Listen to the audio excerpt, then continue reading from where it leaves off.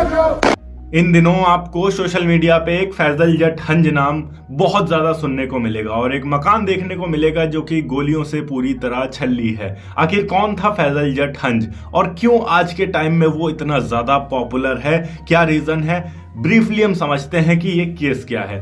Case basically Pakistan के गुजरात का है।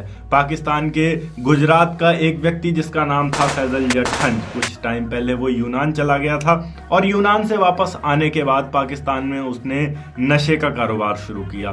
ड्रग सप्लाई करता था और एरिया में काफ़ी ज़्यादा रुतबा रखता था, काफ़ी ज़्यादा पैसा कमाया उसने ड्रग सप्लाई करने के वजह से।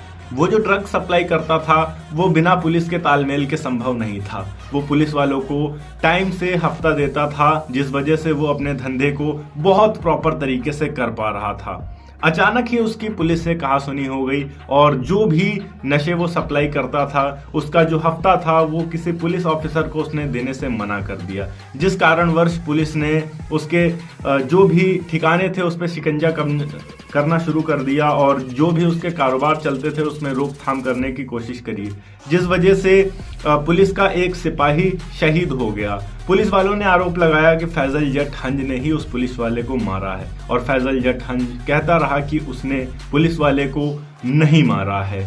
और जैसे जैसे पुलिस ने शिकंजा और ज़्यादा कसना शुरू किया, उसने कहा कि अगर आप लोग इतना ज़्यादा शिकंजा कसेंगे तो मैं भी बताऊंगा कि मैंने किन किन पुलिस वालों को पैसे दिए हैं और कितने टाइम तक मैं उन्हें पैसे देता रहा, इस डर से कि पुलिस वालों की पोल खुल जाएगी और जितने भी पैसे उन्होंने फैजल जट हंज से ले रखे हैं उनकी बेइज्जती हो जाएगी समाज में और उनकी नौकरियां चली जाएंगी। उन्होंने डिसाइड किया कि फैजल जट हंज का इनकाउंटर करते हैं, उसे रास्ते से खत्म करते हैं। जिसके बाद पुलिस ने कई ऑपरेशंस चलाए फैजल जट हंज को मारने के लिए, पर संभव नहीं हुआ। फैजल जट हंज जिस घर में रह रहा था उस घर के आसपास कोई भी पुलिस वाला नहीं आ सकता था, क्योंकि इलाके के लोगों का सपोर्ट इतना ज्यादा था फैजल जट हंज के साथ में, जिस वजह से पाकिस्तान की जो पुलिस थी, पाकिस्तान के गुजरात सूबे की जो पुलिस थी, उन्होंने बहुत बड़ा इनकाउंटर ऑपरेशन करने का निर्णय लिया, जिसमें 2 हेलीकॉप्टर लगातार गोलियां बरसाते रहे फैजल जट हंज के घर के छत पर। जिस घर में गोलियां बरसाई जा रही थी उस घर में टोटल 4 लोग थे, जिसमें फैजल जट हंज था, उसका भतीजा था। लगातार 17 घंटे तक हेलीकॉप्टर आसमान में उड़ते रहे, लगातार 17 घंटे तक गोलियां बरसती रही। इस बीच फैजल जट हंज जो बगल की मस्जिद थी वहां पर अनाउंसमेंट करता रहा कि मैंने पुलिस वाले को नहीं मारा, मैंने किसी भी पुलिस वाले को नहीं मारा और जो भी मैं कर रहा हूं इसमें कुछ गलत नहीं है। मैंने समय से पुलिस वालों को पैसे दिए और जिस पुलिस वाले को मैंने पैसे देने से मना किया वो पूरी तरह से करप्ट था। पुलिस लगातार कह रही थी कि तुमने हमारे एक मुलाजिम को शहीद किया है, हम तुम्हें नहीं छोड़ेंगे।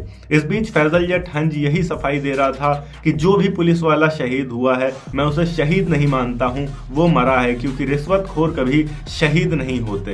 पुलिस बार बार कह रही थी कि अपने आप को पुलिस के हवाले कर दो।